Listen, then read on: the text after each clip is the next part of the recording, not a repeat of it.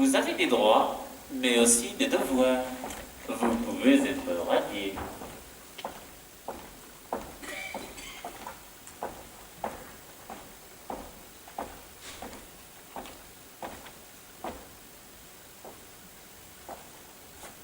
Vous avez des droits, mais aussi des devoirs. Vous pouvez être radié.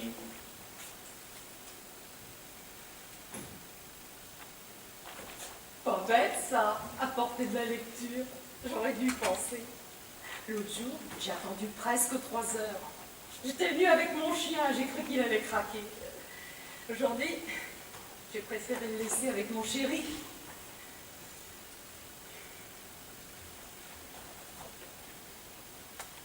C'est Chiens sans frontières, votre magazine. Vous avez un chien. Vous l'avez laissé avec votre chéri. Mon chien ne supporte pas mon chéri.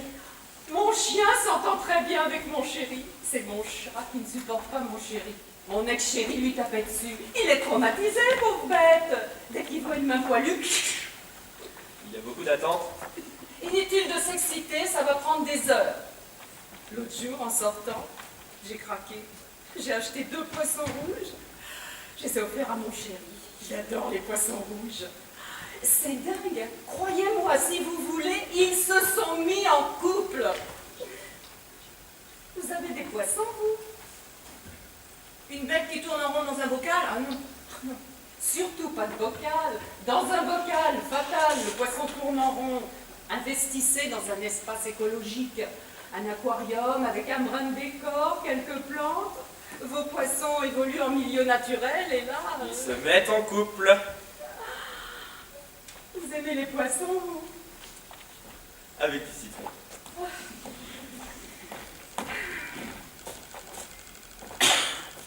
Mon chéri voudrait se débarrasser de mon chat. On ne se débarrasse pas d'un chat comme ça, juste parce qu'elle dérange. Elle a sa place, elle la garde. Si tout le monde gardait sa place, nous ne serions pas ici.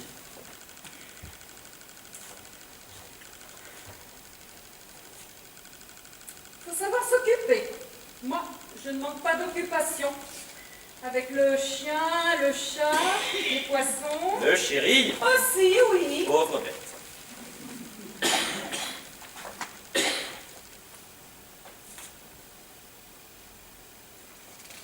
Regardez là, la grosse au guichet, là-bas.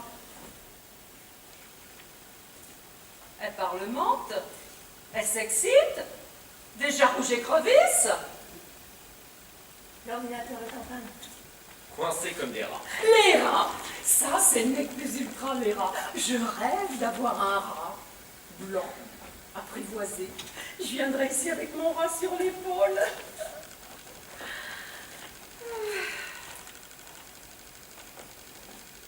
Regardez-la.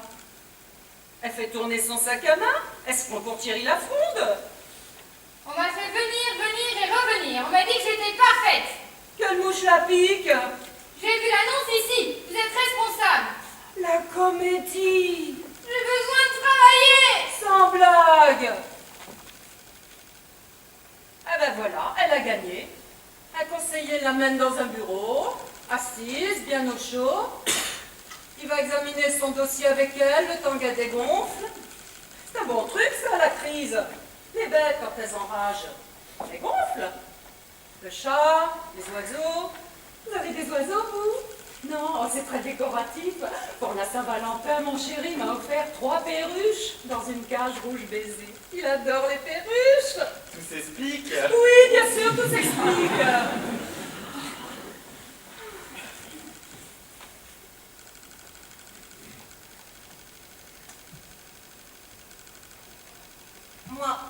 Moi, j'ai plus rien que mon chien. Si j'avais pas mon chien, je serais morte depuis belle lurette. Tous les matins, mon chien me sauve la vie. Il me fait la fête. C'est le seul, pareil qu'avant. Ouais, c'est vrai. Vous avez raison. Il n'y a qu'avec les bêtes qu'on se sent humain. La tragédie, c'est la nourriture. Mon chien, il coûte plus que moi et mon chéri réunis. Vous lui donnez du tourne-dos. C'est un pitbull. Le chéri? Le chien. Quel âne. J'arrive plus à payer sa nourriture. Mais je peux pas le réduire parce que j'ai été licenciée. C'est pas sa faute au chien. Comment il peut comprendre, lui, les difficultés économiques, la crise? Faut vite trouver une solution. Hier, j'ai raté un essai. Un essai, Vénarde? J'ai raté. Je rate toujours tout. Même mon chéri me le dit. Faut vite que je trouve. Sinon, donnez votre pitbull. C'est comme donner un enfant. Ça coûte trop cher. Un enfant, au moins, personne n'oserait le mettre dans une cage. Personne n'oserait le piquer. Un enfant de chômeur, peut-être. Oh, vous faites de l'esprit. Mais ce n'est pas du bon esprit. Vous polluez l'ambiance avec votre mauvais esprit. Nous sommes ici dans un espace dédié à la recherche de l'emploi. Il faut venir ici dans de bonnes dispositions. Si tout le monde disait ce qu'il broie dans son cœur, vous imaginez l'ambiance. Vous devriez changer de disposition. Vous devriez vous rendre aimable.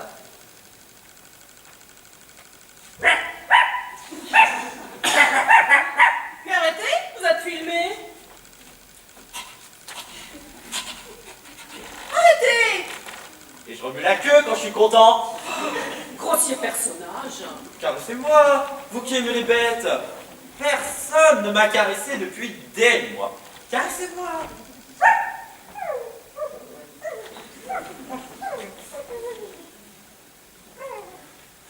Vous avez des droits, mais aussi des devoirs. Vous pouvez être renié.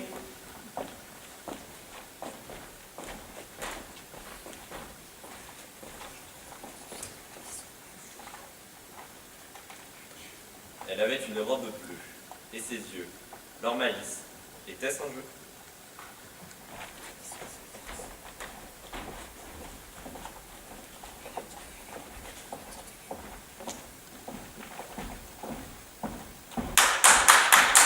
Ok, tout le monde est à son poste. Je rappelle le concept de notre jeu.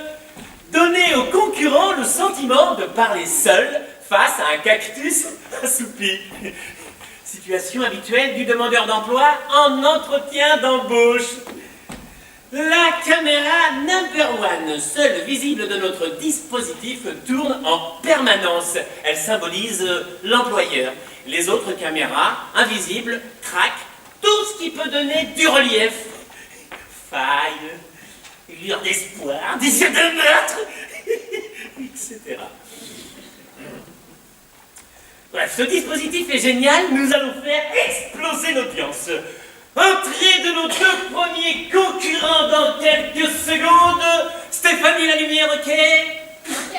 Miniate, le son? Ok. Caméra numéro 2, ok? Ok. Caméra numéro 3, ok? Ok. Caméra numéro 4, ok? Ok. T'as des pas occupé de ça!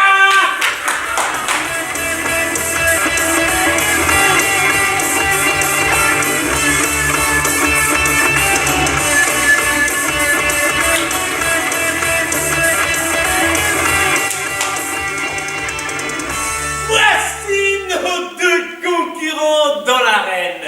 Pas de public, pas d'applaudissements. Ils n'entrent pas dans un banal studio d'enregistrement, mais dans le bureau, plus ou moins grand, de celui ou celle, plus ou moins haut placé dans la hiérarchie, qui pourrait les recruter s'ils savent occuper le terrain. De nos jours, l'employeur est submergé par les candidatures. Il cherche quelqu'un qui accroche la lumière, quelqu'un capable de tout pour occuper le terrain. La caméra number one, c'est l'employeur. Elle symbolise l'employeur. Elle enregistre tout, s'intéresse à tout. S'intéresse autant à votre façon de sourire, que de baisser les yeux, que de renifler, que de respirer. Lors d'un entretien d'embauche, en 3 minutes, tout se joue. 3 minutes! C'est le temps que vous avez chacun pour éliminer l'autre. Comme deux gladiateurs dans l'arène, vous allez vous affronter en direct. Seul objectif, décrocher le job. Éliminer l'adversaire. Se rendre inoubliable, indispensable pour décrocher le job. Ok? Oui, ok. Chers téléspectateurs, c'est vous qui déterminerez le vainqueur. Pas une once de piston, un jeu démocratique, c'est le téléspectateur qui vote. Les modalités pratiques sont en train de s'afficher sur votre écran. Bien sûr, aucun emploi réel n'est en vue. Tout est à jeu. Ok? Oui, ok. Attention! Face caméra, je vais enclencher le chronomètre.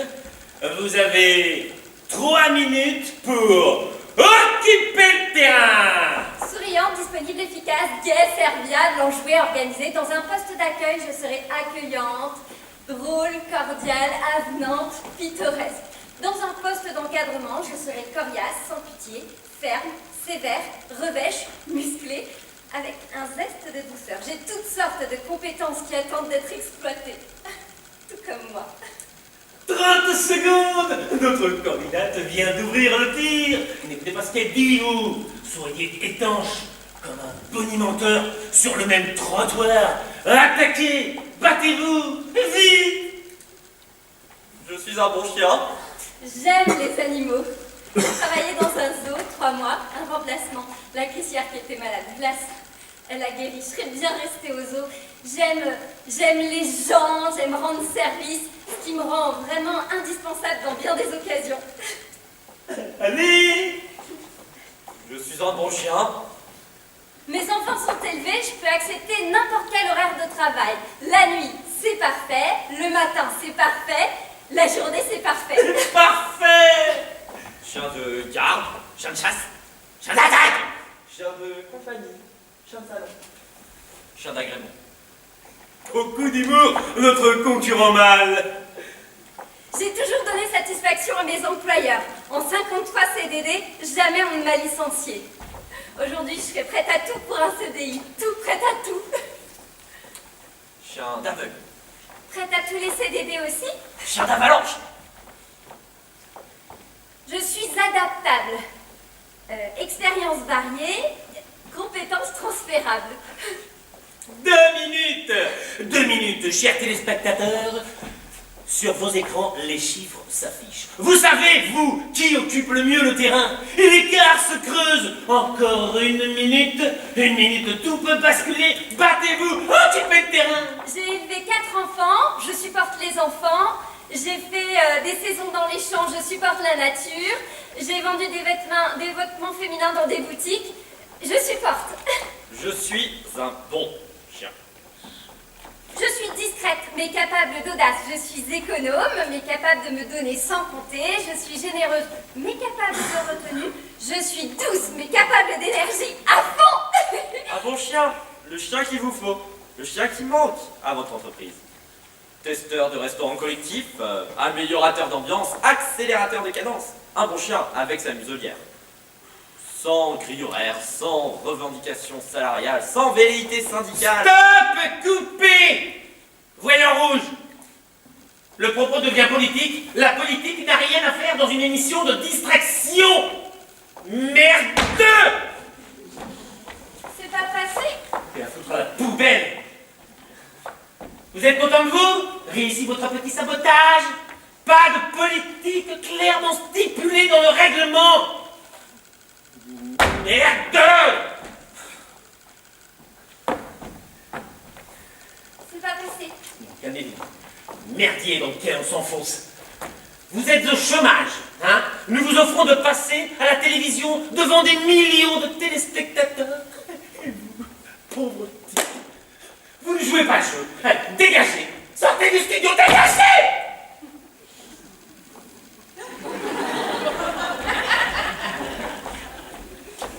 C'est pas passé.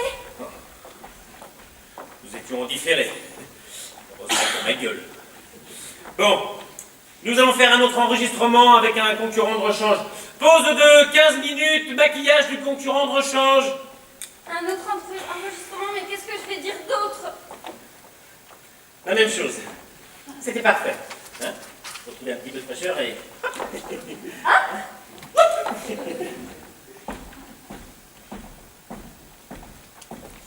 Évacuer le studio d'enregistrement. Les patients, les concurrents doivent patienter en loge. S'il vous plaît, attention au noir.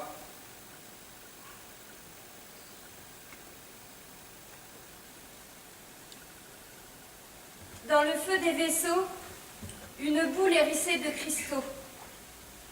Vie bordée d'anxiété. Lassitude.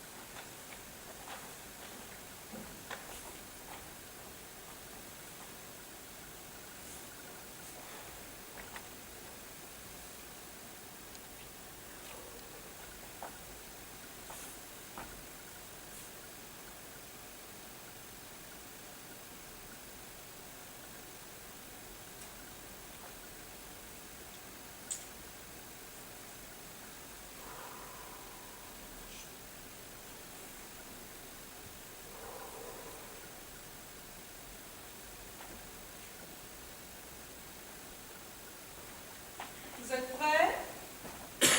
C'est l'heure. Nous ouvrons les portes. Lâchez les fauves. Vous avez des droits, mais aussi des devoirs. Vous pouvez être radié.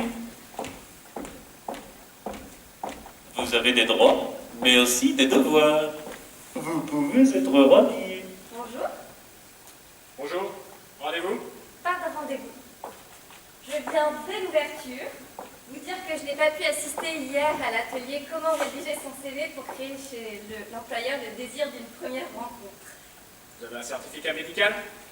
Je n'étais pas malade, j'étais occupée dans le cadre de ma recherche d'emploi. Vous avez un certificat d'entretien? Je n'étais pas un entretien, une démarche plus personnelle. À la télévision. Pas de certificat? Pas de certificat. Vous serez radié. Radié? Radié. Écoutez, l'atelier ne me semblait pas prioritaire. J'avais une opportunité, une chance unique. À la télé. Respirez. La journée commence, le soleil lui est radieux. Radieux? Radieux. Je vais vous rayer des listes de demandeurs Ne d'emploi. me rayez pas, je ferai tous les ateliers, ne me rayez pas. Je n'ai pas le choix, ne vous affolez pas. Je n'ai pas le choix. Inscrite à l'atelier CV, vous ne vous êtes pas présenté. Je suis obligé de vous rayer les listes. Vous n'êtes pas rayé, vous. Vous êtes payé pour me rayer. Je n'ai pas le choix. Et qu'est-ce que je vais faire? Vous réinscrire. Sadique! Gardez votre calme. Mon calme? J'ai le droit de garder mon calme? Plus de travail, plus de dignité, plus d'argent. Gardez votre calme. Rayée, puis réinscrite. Aucune conséquence. Je ne vous crois pas. Pourquoi me croyez-vous quand je vous annonce que vous serez radié? Parce que c'est faux. C'est vrai. Sadique! Pourquoi ne me croyez-vous pas quand je vous annonce que vous serez réinscrite aussitôt? Parce que c'est faux. C'est vrai. Vrai que c'est faux? Vrai que c'est vrai. Vos ordres vous sont-ils donnés par de sombres idiots? Pas du tout. Rayée, puis réinscrite. Vous disparaissez des listes, un temps bref. Suffisant pour nos statistiques.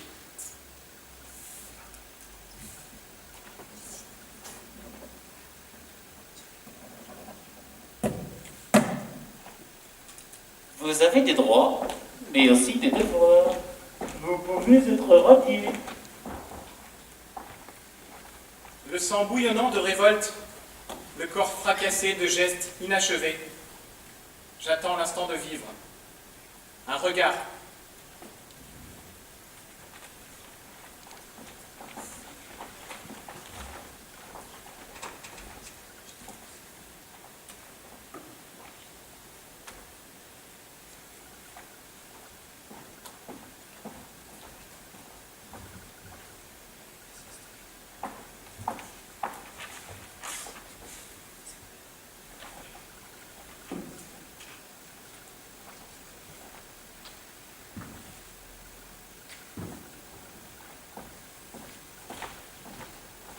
Bonjour. J'ai une lettre un peu lourde à franchir. Pourriez-vous la peser et me vendre un timbre, s'il vous plaît? Pour la France? Ah oui? Vous ne savez pas vous servir de la machine? La machine. La machine, là-bas, la machine à franchir. Mais vous êtes ici. C'est tout simple. Seul à votre guichet, il me semble plus simple. Très simple, je vais vous expliquer. Je préfère avoir un contact avec vous qu'avec une machine. Je ne suis pas payé pour le contact. Faire une relation avec vous. Encore moins. Il ne s'agit que de timbrer ma lettre. Timbré. Timbrer? Et le jour où je ne serai plus, votre lettre, qui la timbrera? Le jour où vous n'y serez plus, si tout le monde est soumis à la machine, votre poste disparaîtra. La poste ne peut pas disparaître. Mais pas la poste. Votre poste à la poste. Ce n'est pas moi qui décide. J'applique les consignes. La machine doit être systématiquement proposée au client. Vous détruisez votre emploi. On vous emploie pour détruire votre propre emploi. Le but étant de vous rendre superflu, vous, comme votre emploi. Vous expliquerez ça à la machine. Écoutez, Vous engorgez ma file d'attente. Je suis pressé. Ah, vous voyez? Vous bloquez le système. J'ai rendez-vous au ministère.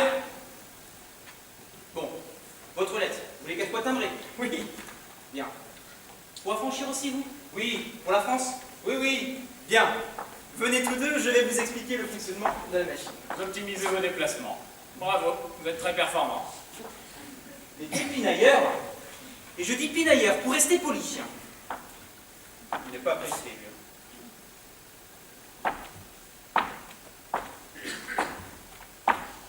Bien aimable à moi de vous expliquer le fonctionnement. Et le jour où je ne serai plus, allons, tous à la machine. Doit-on se mettre au pas? Pas besoin de vous timbrer, vous. Je suis tombé dans la machine quand j'étais petit. Le risque majeur aujourd'hui, c'est pas d'être timbré, c'est d'être oblitéré. Je suis pressé, j'ai rendez-vous au ministère.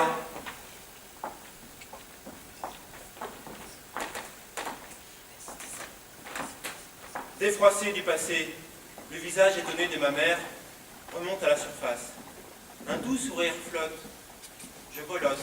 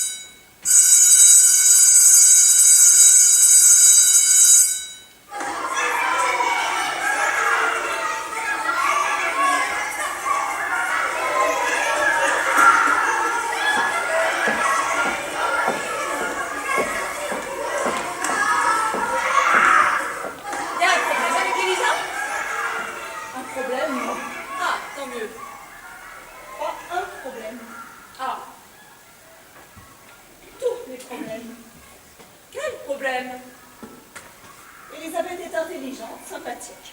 appréciée par ses camarades. Quel problème? Elisabeth tourne mal, elle fonce dans le mur, elle manque de structure, elle manque de cadre, elle manque d'appétit. Elle ne mange pas. Oh, je suppose qu'elle mange, je ne surveille pas la cantine. Je ne parle pas de cet appétit-ci, je parle d'appétit, d'appétit, D'appétit de mathématiques? par exemple, et d'appétit de grammaire, d'appétit de conjugaison, d'appétit dans toutes les disciplines, et de discipline. Mais que fait-elle? Rien, strictement rien. Elle ne dérange pas la classe. Elle ne dérange pas la classe, et la classe ne la dérange pas. Elisabeth rêve. Par-dessus le marché, elle écrit des poèmes. Que vous déchirez. Que je déchire, oui, quand Elisabeth écrit un poème au lieu de copier sa leçon. L'instruction civique. Je vois que vous avez eu vent. Si vous écriviez des poèmes et qu'on vous les déchire, L'instruction civique est plus utile que la poésie. pour vivre, Elle ne fait jamais ses exercices. elle n'aime pas beaucoup ça, les exercices. Non. Et les leçons, elle n'aime pas. Pas vraiment non plus, ouais. L'école l'ennuie. Nous manquons de talent, nous autres. Pardon? Nous ne sommes pas de grands artistes, des acteurs, des poètes, des génies. Elisabeth s'ennuie. Je ne comprends pas. Vous êtes actrice, non? Comédienne, oui. Eh bien, moi, je ne suis pas comédienne. Je suis payée pour enseigner. Je suis payée pour faire ingurgiter de gré et de force des connaissances fondamentales. Je parlerai à Elisa. Votre fille doit être mieux gérée. Ça se gère un enfant, sinon ça dégénère. Je gère mon compte en banque, pas ma fille. Je parlerai à Elisa. Si vous ne voulez pas qu'elle massacre son avenir, sa vie, sa scolarité. J'ai compris. Je lui parlerai. De votre côté, évitez de déchirer ce qu'elle écrit. Merci.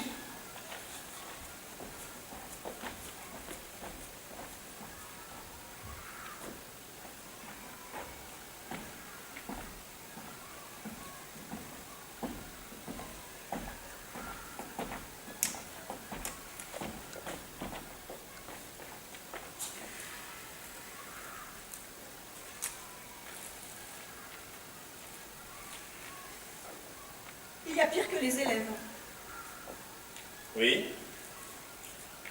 les parents d'élèves. Avec qui étais-tu? La mère d'Elisabeth. Notre jeune poète? Toi aussi? Quelle complaisance, cette morveuse! Je vais lui interdire d'écrire en classe, confisquer papier et crayon. On ne peut pas supprimer et confisquer la poésie. Sans papier, sans crayon, elle inventerait des poèmes dans sa tête, Elisa. C'est beau ce qu'elle écrit, non? Elle était dans ma classe l'an dernier, Elisa. Peut-être avons-nous, comme élève, Rimbaud. Rimbaud. Ou Louise Labbé. Tenez. Ce n'est pas un poème. Votre pétition, je la signerai pas. D'abord, c'est inutile et ensuite... Et ensuite, Je suis pour des flics dans les écoles. Surveille ton vocabulaire. Nous glandons dans la rue. C'est la récréation, je cause comme il me chante, et je dis flic. La police a du bon. Oui, parfois. Dans certains cas. Tu préfères les voyous aux forces de l'ordre. Oui, parfois. Dans certains cas. Comment veux-tu qu'avec ce genre de discours, tu n'ailles pas de travers? Dans l'espace de l'école, une présence policière convenablement gérée donnerait un sentiment de sécurité aux élèves. J'ai peur quand je les vois, moi. Les élèves? Les présences policières. Dans les rues, dans les gares, dans les trains, bientôt dans les écoles. Les présences policières. Sommes-nous en guerre?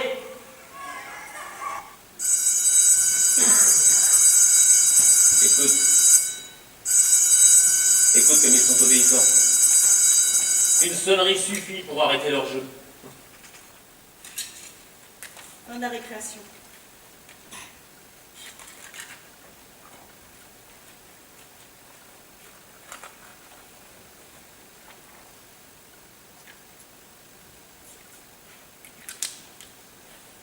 Toutes ces cimaleries. Les élèves savent parfaitement que tu fais. Nous sommes en guerre, oui, contre l'insécurité. Et nos élèves de temps déplaise ont besoin d'être rassurés. Tu crois qu'ils ont peur? Oui, Et de quoi crois-tu qu'ils ont peur?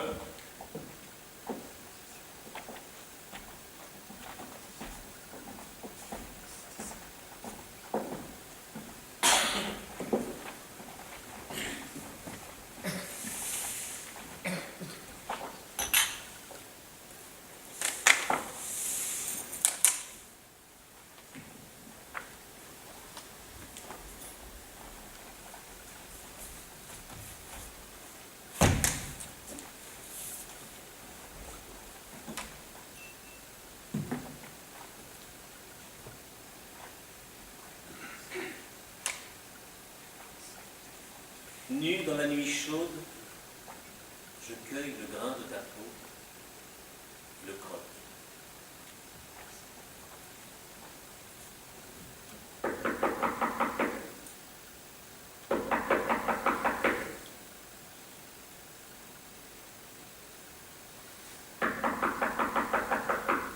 Qui est là? moi!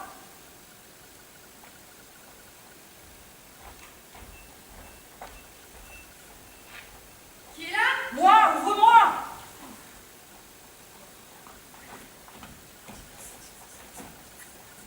Tu n'as plus de téléphone. Bien sûr que si. Il sert à quoi ton téléphone? À téléphoner? 3 messages pour répondre. Tu n'entends pas la sonnerie? Pas quand je dors. À 22h, tu dormais. Nous nous sommes couchés de bonne heure. Tu veux un verre d'eau? 22h, ton répondeur. Tu me dis, allez au ciné, je te laisse un message.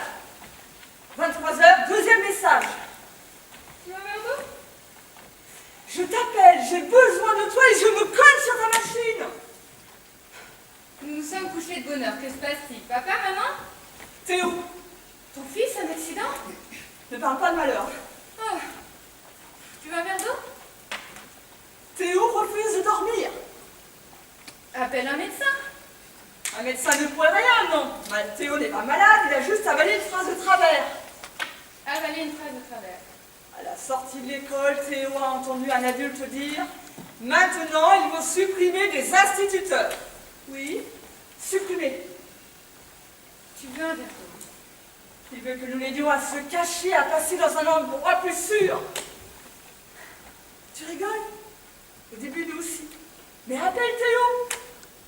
Parle-lui, explique-lui ce que veut dire cette phrase. Quelle phrase? Maintenant, ils vont supprimer des instituteurs.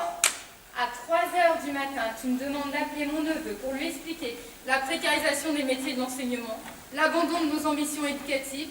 Supprimer, éliminer, exécuter, flinguer, voilà ce qu'il a compris, Théo. Son maître au bout d'un fusil, à Pampan. Résolution radicale à tous nos problèmes. Pampin. Théo a 10 ans. Il panique. Appelle-le. Pourquoi moi?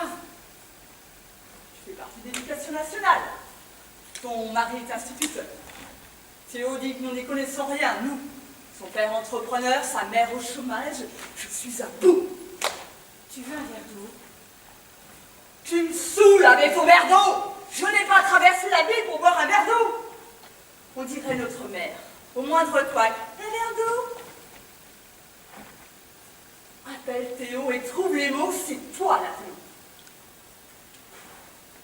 Bon, je vais essayer.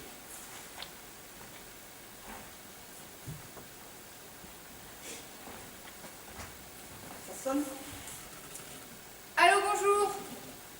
Oui, plutôt bonne nuit. Oui, elle est là, elle m'a tout raconté, ne t'inquiète pas. Nous nous sommes couchés de bonne heure. Théo n'est pas endormi? Passe-le-moi. Mais le haut-parleur. Allô, Théo, c'est Tantine. Comment se fait-il que tu sois réveillé à 3h du matin? Mais le haut-parleur. Parle-moi calmement, Théo. Mais le haut-parleur. Il va être tué. Et papa et maman veulent rien faire que de dormir. Ton maître ne risque rien, Théo. Ils vont supprimer des instituteurs. Mon maître, il est instituteur. Oui, ton maître est instituteur, mais... Ils vont le tuer. Mais non! Mais si, Comment pourrait-il faire? Il sera obligé de monter avec des autres dans un camion, dans un train. Et quand il sera disparu pour nous, ce sera facile de le tuer. Mais quelle idée, Théo! Ils vont supprimer des instituteurs. Je l'ai entendu. Peut-être qu'ils attendent les vacances. Ils attendent toujours les vacances pour faire le mauvais coup. Il y a l'imagination. Allons, Théo! Le mauvais coup pendant les vacances, c'est pas de l'imagination. À la rentrée, il y avait 2 copains en moins. Expulsés, on nous a dit, nos copains. Tu entends? Expulsés. Pendant les vacances. Ton oncle est réveillé, il t'embrasse. Il faut qu'ils se cachent, t'entends? Tout ce cirque parce qu'il a entendu dire maintenant ils vont supprimer des instituteurs. Théo, écoute-moi. Quand on dit supprimer des instituteurs, on ne parle pas des gens, on parle des postes. Ce sont les emplois qui seront supprimés, pas les gens. C'est le début. Le début. Quand ils ne seront plus des instituteurs, ils seront quoi? Des chômeurs? Ou des retraités.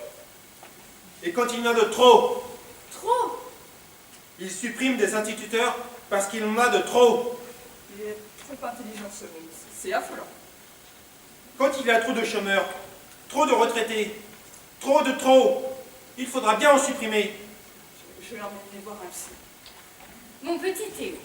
Je ne suis pas petit, je réfléchis. Mon grand Théo. Si les adultes te disent que tu te trompes, fais-leur confiance et dors tranquille. Il y a de plus trop de gens. Trop comme tonton. Trop comme maman. Trop comme les copains. Passe-moi le. Théo, T'entends? tu as raison, Théo. Tu as complètement raison. Et tu fais bien de nous téléphoner et de nous prévenir quand tu surprends des phrases comme ça. Je vais être très vigilant. Je vais prévenir tous mes collègues, et ton maître aussi.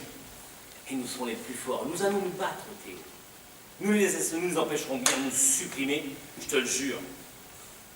Nous allons nous battre. Et nous sommes les plus forts parce que nous sommes vivants et que nous sommes nombreux. Très nombreux. Nos vies ne se laisseront pas écraser par les colonnes de chiffres, je te le jure. Seulement, Théo, pour bien se battre, pour avoir le cerveau en bon état, il faut dormir. C'est pourquoi tes parents, ton maître et moi aussi, nous dormons.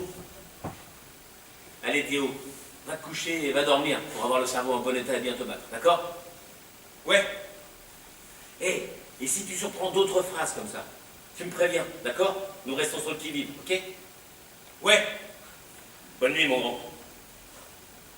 Tu crois vraiment Vous voulez qu'il dorme? mais lui mentir ainsi? Je lui ai pas menti, malheureusement. Quel comique ce mari. Je vais me servir un verre d'eau.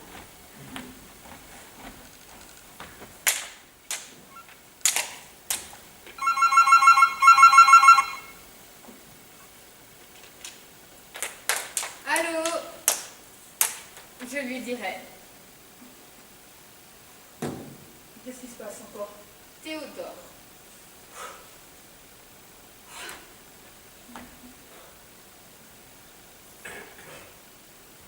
Bon, j'ai un entretien d'embauche moi le matin. Un CDI? Faut pas rêver. Hein. Ah ben on dort pas.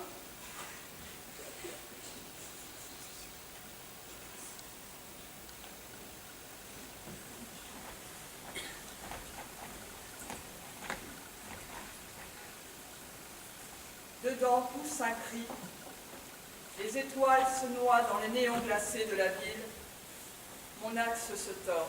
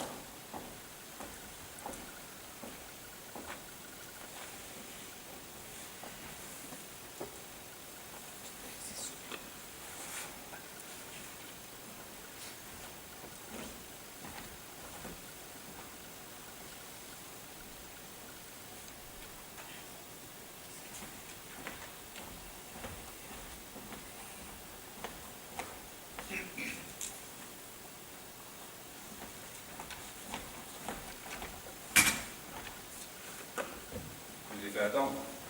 À peine. Excusez-moi. Bien sûr. J'ai l'habitude. D'habitude.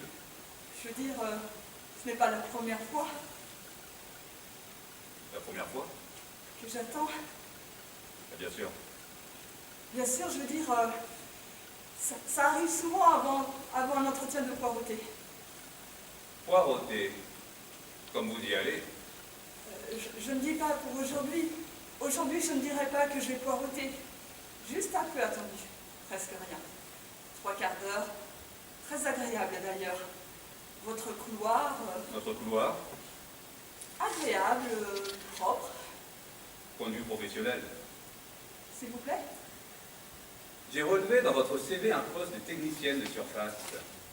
Ah oui, oui, oui, vous avez bien relevé. Quand j'ai cherché du travail, je n'ai trouvé Il n'y a que... pas de honte. Bien sûr, Au contraire. tant mieux. Enfin oui, tant mieux. Vous avez exercé vos compétences dans plusieurs lieux prestigieux. Oui, Et puis, j'ai souhaité travailler, me mettre à mon compte. Graphiste, c'est possible. J'ai acheté du matériel. Au début, ça a marché. et puis, Ça n'a plus marché. pourquoi? Les temps sont durs. À qui dites-vous? À vous? À moi? À vous?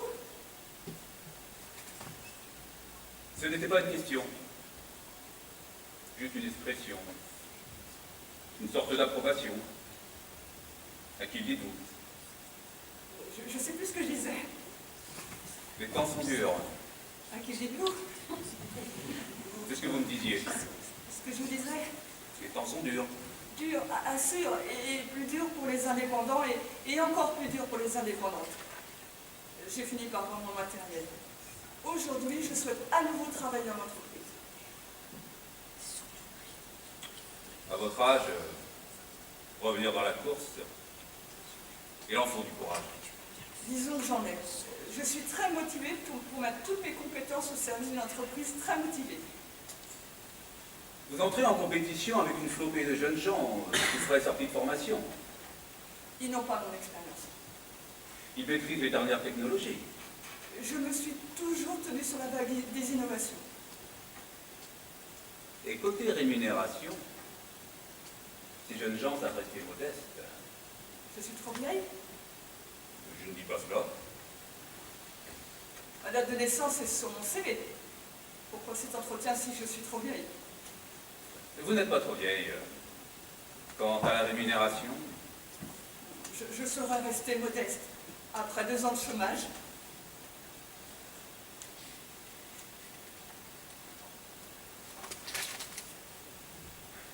nous étions réellement intéressés par votre candidature. nous étions...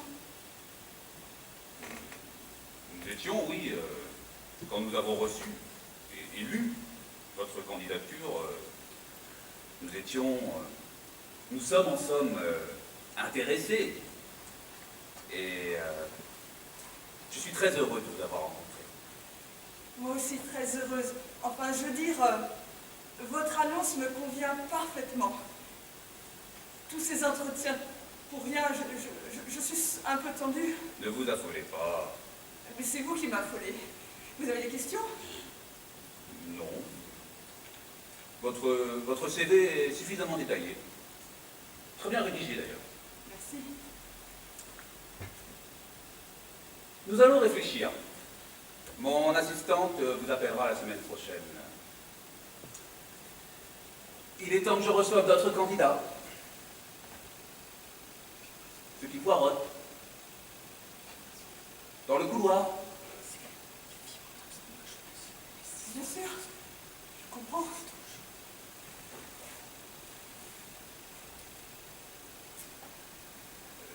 Je ne peux pas te parler maintenant, je suis en entretien d'embauche. Mais si je t'ai dit le remplacement maternité, bah oui, c'est la vie. Bon, je te laisse, après avoir accompagné la personne. Si vous en avez le désir, Que désir Je veux dire, l'envie d'un enfant? de me revoir, de revoir la personne. Bien sûr. Je n'hésiterai pas. Je vous laisse retrouver la sortie. Le couloir, les escaliers, la porte. Voilà. À bientôt peut-être.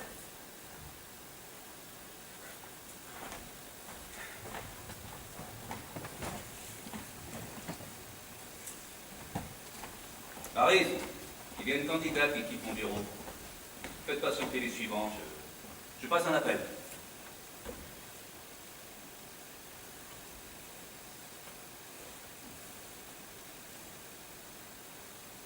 Mon amour, au secours.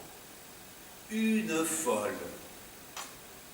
Un CV très intéressant pourtant, mais impossible à intégrer la comtesse. Complètement désintégrée. Il y a un trou dans son parcours professionnel. Elle a dû tomber dedans. Tous ces entretiens, mais quel cauchemar! Encore 3 jeunes à me faire. Surdiplômés. Mais bien sûr, j'y pense. Je ne pense qu'à ça. Un week-end ensemble dans notre chaumière. Silence.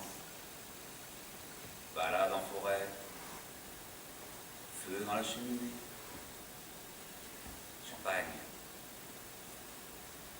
Odeur nue. De ta peau. Kiss.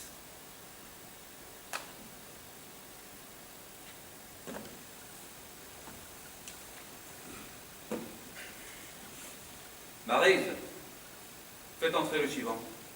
Comment? Ah. Bon. À quelle rapplique?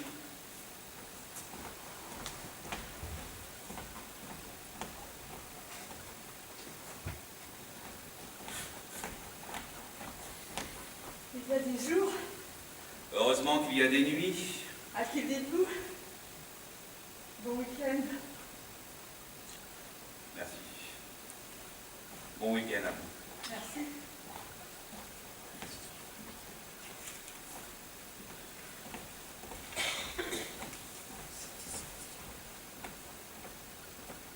Elle chemine, les chenilles processionnaires, sorties de terre, vers l'arbre qu'elles étoufferont, de blanc copeaux.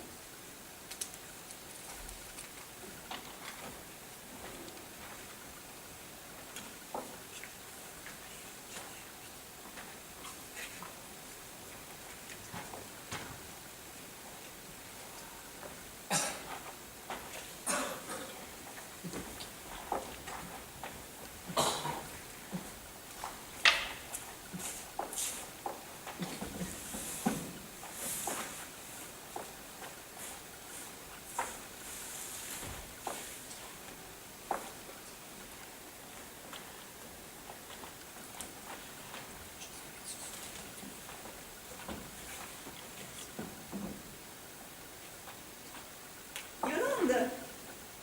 Oh que oui, j'ai mon temps. C'est paisible ce matin, pas un chat. Rien de plus simple. Tu prends 6 œufs, une grosse tablette de chocolat noir, 200 grammes, du chocolat extra spécial dessert. Bonjour. Surtout, tu ne mégotes pas sur la qualité du chocolat. Faut de l'extra. Tu fais fondre au micro-ondes. Ben, tu fais le bain-marie.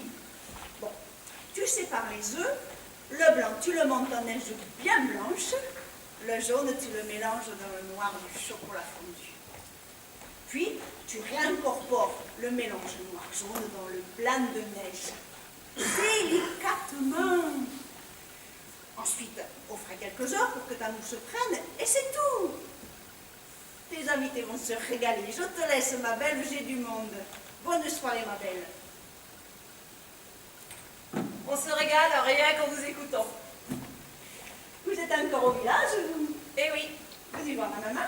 eh oui. Comment c'est-il qu'elle va? Quelqu'un. Depuis qu'elle a débaronné ses escaliers, elle est un peu patraque. Oh oui. Et toujours son caractère. Oh oui.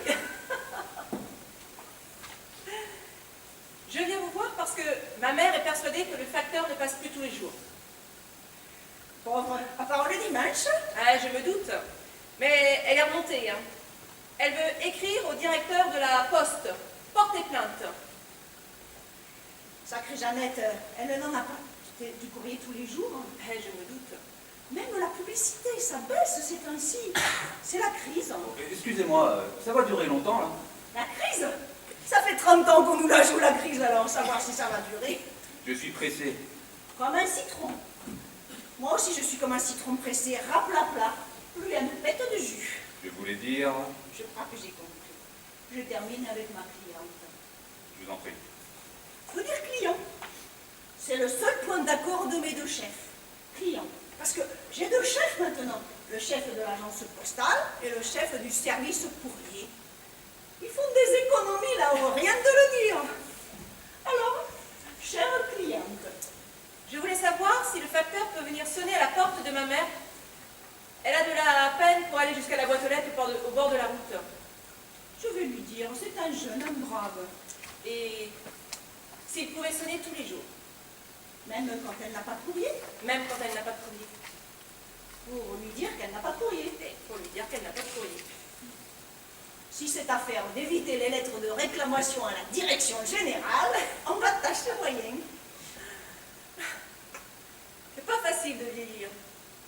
La Jeannette, elle en a de la chance de vous avoir. Je lui dis, moi, vous êtes bien brave de venir si souvent. J'ai le temps. Je sais bien. Je n'ai pas le temps, moi. Je dois prendre un train. Oh, vous, avec vos grands yeux qui crépitent, et ce téléphone que vous tripotez comme un maniaque. Je vous en prie. Je vous en prie. J'ai patienté sans faire d'histoire. Des histoires, il ferait vous voir d'enfer. Tant que je suis ici, c'est l'exception culturelle de la gentillesse.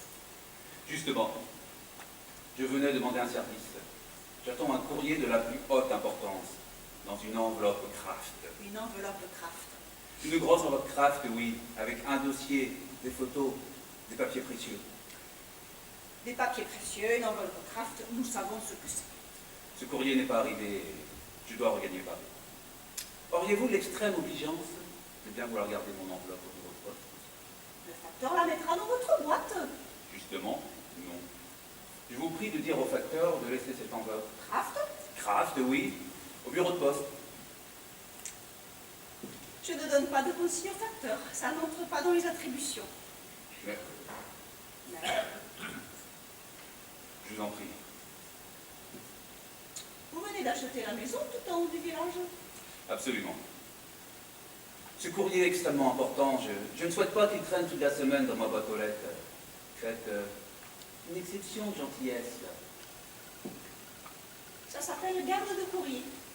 Peut-être. C'est facturer la garde de courrier. Facturé. Facturer. Les fonctionnaires doivent devenir rentables. Rentables, les fonctionnaires. Autrefois, j'ai gardé le courrier tranquillement, gracieusement. Aujourd'hui, j'ai plus le droit. Les services sont facturés. Garde de courrier. Voyez le tarif.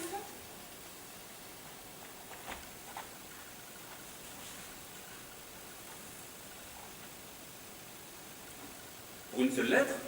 Une semaine? Le tarif, c'est le tarif. Vous ne pourriez pas... Avec mes deux chefs sur le dos, je ne peux pas faire la mariole.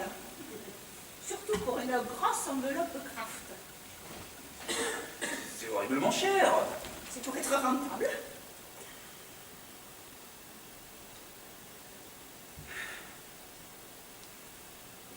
Je n'ai pas suffisamment de liquide. Carte bancaire, chèque.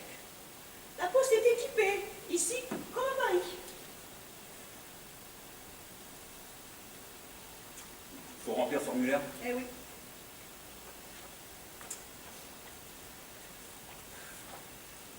C'est moi. Rappelez qu'au bureau de poste avec ma carte bancaire, au centre du village. Je raconterai. Je sais que nous sommes à la bourre, ne me stresse pas. Boucle la baraque, on ira direct à la gare. Appelle un taxi.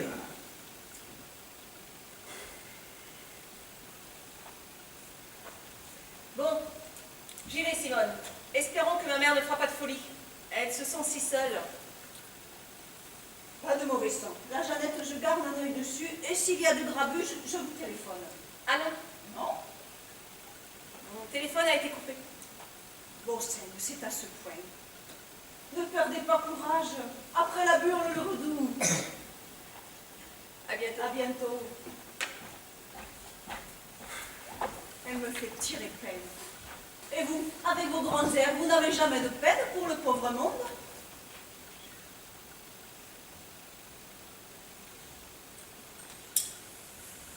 Au creux de mon chemin de terre et de feuilles humides, une châtaigne. Sous sa coque de pique verte, douceur.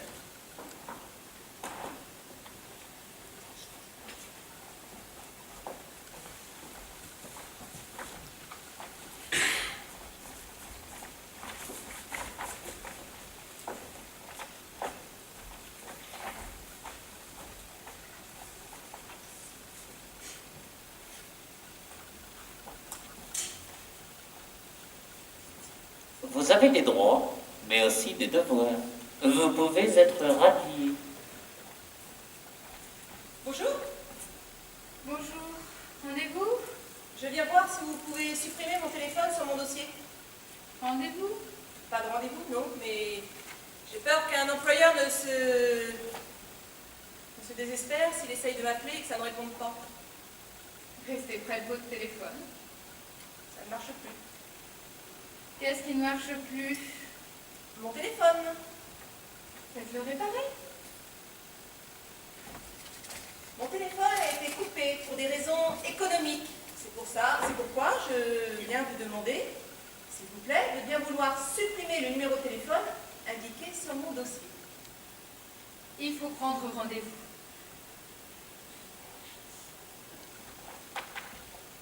Je me calme. Bonjour, je voudrais prendre rendez-vous. Je suis désolée, Aussitôt possible. il y a de nouvelles consignes. Auriez-vous l'obligeance de me donner un rendez-vous? Comprenez-moi, Vous avez peur de perdre votre emploi?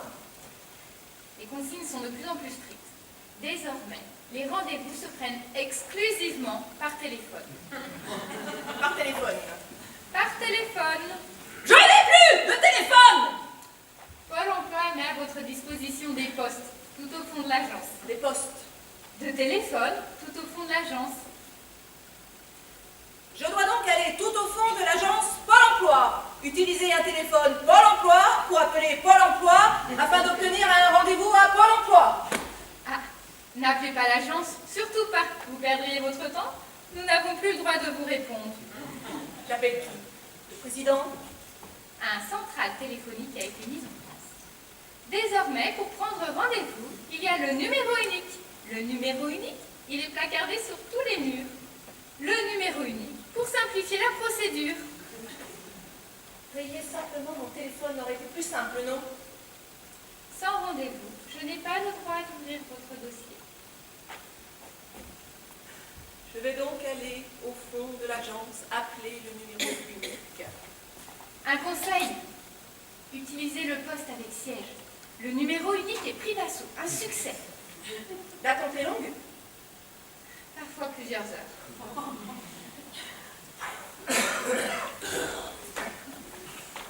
Vous avez des droits, mais aussi des devoirs. Vous pouvez être radié. Être dans une bulle, libellule. Sous le sol qui pleure, mais sans doute.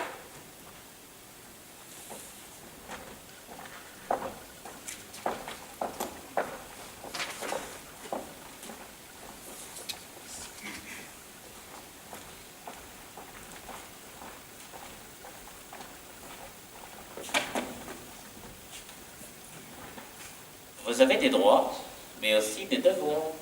Vous pouvez être radié.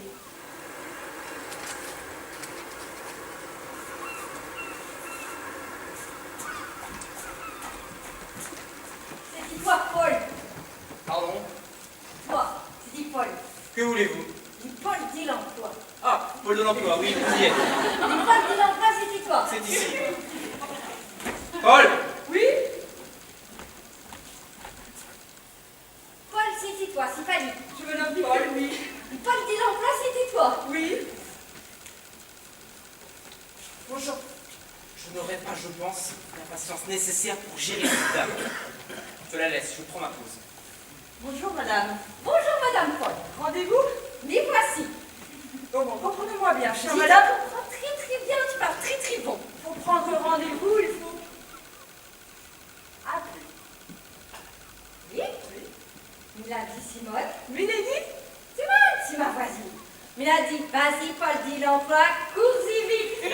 Le bonheur est dans le pré, cours-y vite, cours-y vite. Le bonheur est dans le pré, cours-y vite, il va filer. Encore un autre Paul, chère madame.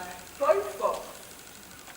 Je viens pas pour le bonheur, je viens pour le travail. Demande-lui ses papiers. Jean-Paul, allez prendre l'air. J'ai arrêté de fumer. Jean-Paul, Jean-Paul, quoi.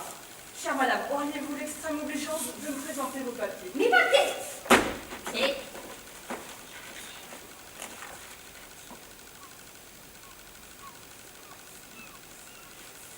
Et voici.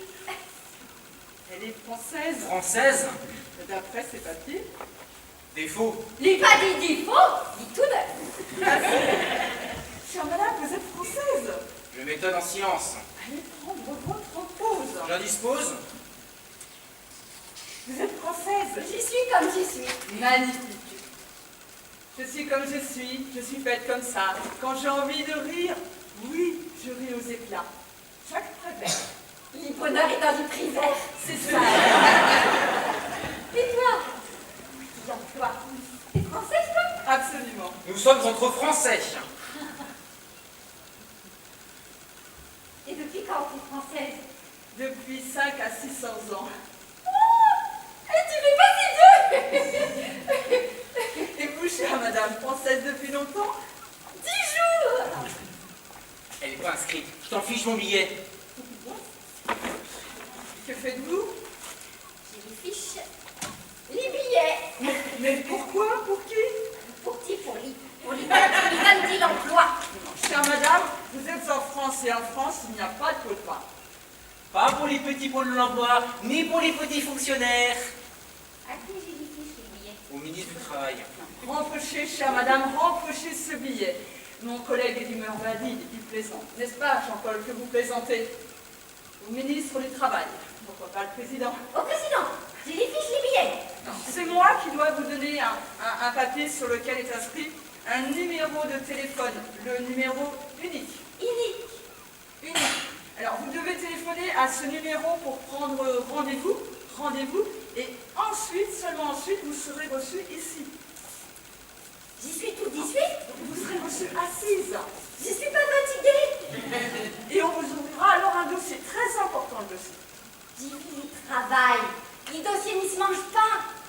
Vous téléphonez, compris? Numéro unique, si je viens te voir, Paul. J'ai compris.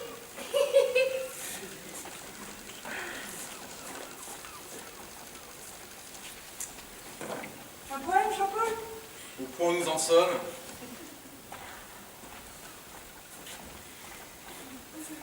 Quelle grandeur rend l'homme vénérable. Quelle grosseur. Quel poil. Quelle couleur. Qui est des yeux le plus emmêleur. Qui fait plutôt une plaie incurable? C'est de toi? Non, oui, c'est la Spécial ta copine. pas ma copine, une poétesse du 16e. Ah, une grande bourgeoise. Non, 16e siècle, Jean-Paul. Décollez, mon vieux, mais décollez. Si je décolle, je m'envole. Et si je m'envole, je retourne pas ici.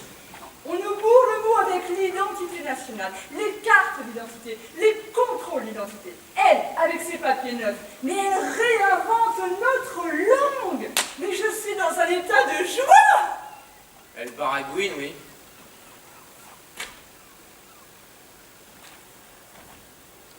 De quelle origine êtes-vous, Jean-Paul? Bretonne. Petit-fils de baragouineur. Pardon?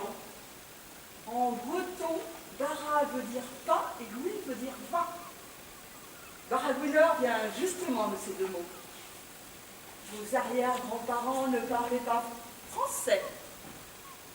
Ils réclamaient du pain, du vin. Bara, gouin, soldats, agacés de ne rien biter, se moquaient des Bretons, les traitant de baragouineurs. Agacé de ne rien biter. C'est dans le dictionnaire, Jean-Paul. Bon, on y retourne. La file d'attente est longue comme un jour sans baraque. Ils ont tous l'air féroces.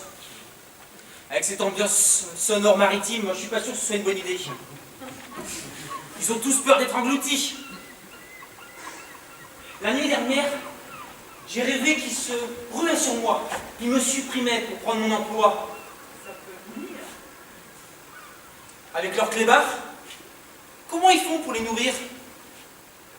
Un jour, la nous sera bouffée.